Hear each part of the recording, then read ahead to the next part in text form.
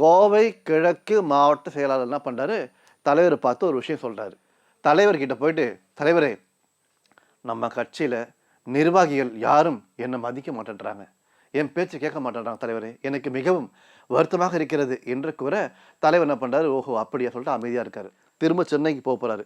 ரயில் ஏறி போகும்போது தலைவர் என்ன பண்ணுறாரு, அங்கே அவ்வளோ கூட்டம். அவர் என்ன பண்ணுறாரு, பாருங்கள் தலைவர்கிட்ட விஷயம் சொல்லிட்டேன், தலைவர் அமைதியாக இருக்க சொல்லிட்டு அவருக்கு மிகப்பெரிய வருத்தம்.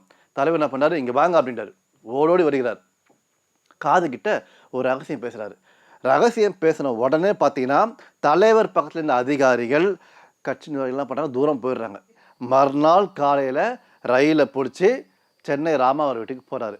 தலைவர் பார்க்குறாரு, என்னப்பா என்ன விஷயம்? தலைவரே, கோயம்புத்தூருக்கு வந்தீங்க, என் காதில் ஒரு ரகசியம் சொன்னீங்க, எனக்கு ஒன்றுமே புரியல தலைவரே. சரி சரி, அதெல்லாம் இருக்கட்டும்.